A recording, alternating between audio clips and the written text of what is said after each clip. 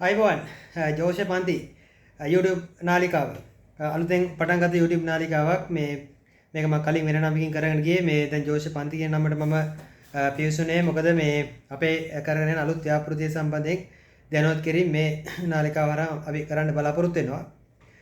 ව්‍යාපෘතියක් වල ඇත්තටම මගේ අදහස තියෙන්නේ දැන් මේ විෂය මම අවුරුදු ජෝෂි කියන විෂය මම අවුරුදු දැන් 16ක් 17ක් විතර ක්‍රියාත්මක වේගෙන යනවා. දැන් වෘත්තියක් විදිහට මේ විෂය සිද්ධ කරගෙන යන කෙනෙක්.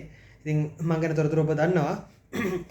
මට අවශ්‍ය මේ ජෝෂි කියන විෂය හැමෝගෙම අතරපත් කරන්න. මොකද මේ දැනුම හැමෝම දැනගන්න ඕනේ දෙයක්.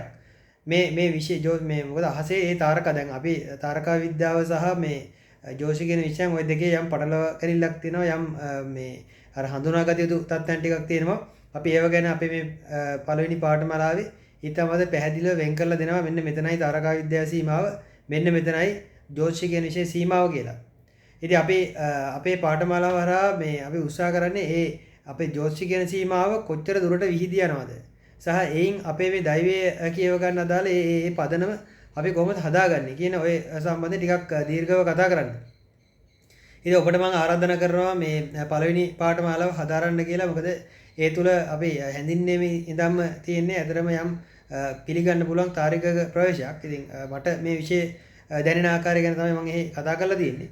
ඉතින් පාඨමාලාව හදාරන්න මොකද මේ දැන් අපේ අනාගත පරපුර මේවා හරි විදියට ස්පර්ශ කරන්න නම් හරි විදියට ඒ අනාගත පරපුර මේවා බාර ගන්න නම් අපි අර යම් කිසි පිළිගන්න පුළුවන් ඒ තාර්කික ප්‍රවේශයකින් ඕනේ මේවා එයාට ලබා දෙන්න. ඉතින් මම මගේ මේ පාඨමාලාවේ මගේ උත්සාහය ඒ වගේ තාර්කික ප්‍රවේශයක් මේ ලබා ගැනීම. ඉතින් මෙහින් අපි අර විශේෂ මූලික වශයෙන්ම ওই ලග්නය හරහා පලාපල කියන ඒවා ඊළඟට ග්‍රහ පීඨීම හරහා උදාහරණ විදිහට ගත්තොත් අඟහරු 5 නම් කොහොමද, අඟහරු වෘෂභ රාශිය නම් කොහොමද, ඊළඟට සෙනසුරු 2 නම් පලාපල මොනවද, ඊළඟට සෙනසුරු 7 නම්, සිකුරු 7 නම් ඔය වගේ හැම ග්‍රහයකටම අදාළ වෙන වෙනම පලාපල විස්තරයන් සියල්ල මේ පාඨමාලාවට අන්තර්ගත කරලා තියෙනවා. ඊට අමතරව ලග්නය සහ නවාංශිකය මේ ලග්නේ මේ නවාංශයෙන් උපන්නොත් ඔබගේ පලාපල කොහොමද ඒවත් තියෙනවා. අපි ආරම්භය ගන්නේ ජෝතිෂයේ මූලික මේ විෂයේ මූලික තත්ත්වයන් වලින්. ඒ කියන්නේ විෂයේ මොකක්ද කියන එක සහ තාරකා විද්‍යාව අතර වෙනස සම්බන්ධයෙන් ඒවා තමයි ආරම්භයේදී ගන්න. ඊළඟට කේන්දරයක් උදා කරගන්න විදිහ, ලග්නයක් උදා කරගන්න විදිහ සම්බන්ධයෙන් අපි කතා කරනවා. පළවෙනි අපි නිබන්ධන තුනක් ඇටේ තමයි පාඨමාලා සිද්ධ කරන්නේ. පළවෙනි නිබන්ධනය වෙන්නේ අහස් සිදීමෙන් ජන්මපත්‍රයට කියන එක. ඒ කියන්නේ ජන්මපත්‍රයක් සෑදීම දක්වා වන සියලු තොරතුරු එහිදී කතා කරනවා. දෙවෙනි නිබන්ධනය ජන්මපත්‍රයෙන් ග්‍රහ බලයට කියන එක. එතකොට ග්‍රහ බලයේ ග්‍රහයන් සම්බන්ධ උච්ච නීචතාවයන්, සතුරු මිතුරුතාවයන් සහ ග්‍රහයන් කාරක, ග්‍රහකාරක, භාවකාරක, රාශිකාරක ඒ කියන කාරණා හැම එකම ටිකක් පුළුල්ව විමර්ශනාත්මකව කතා කරනවා. එතනත් නිබන්ධනයක් තියෙනවා. ඊළඟට අවසාන වශයෙන් පලාපල නීරයට දාලා අපි කතා කරන්නේ ග්‍රහ බලයෙන් දෛවයට කියන මාතෘකාව යටතේ.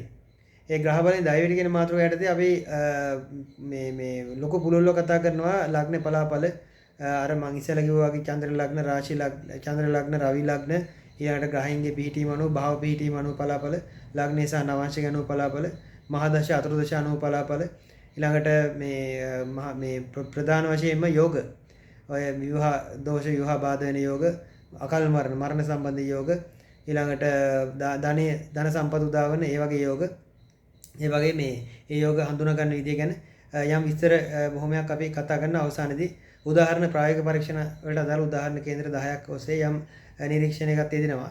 ඉතින් ඒ හරහා ඔබට යම් මූලික දැනුමක් ලබා ගන්න පුළුවන් ජෝතිෂ විෂය කියන්නේ මොකද්ද, මේ විෂයට අපි ප්‍රවේශ කොහොමද කියන එක සම්බන්ධයෙන් ඔබට මූලික දැනුමක් ඒ හරහා උදා කර ගන්න පුළුවන්.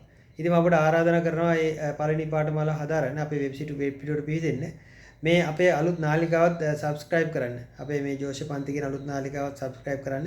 අපි ඉදිරියේදී මේ ජෝතිෂ පාඨමාලාවට සම්බන්ධ කාරණා බොහොමයක් මේ නාලිකාව හරහා කතා කරන්න බලාපොරොත්තු වෙනවා. ඊට අමතරව ජෝතිෂමය වශයෙන් වැදගත් කාරණා බොහොමයක් කතා කරන්න බලාපොරොත්තු වෙනවා.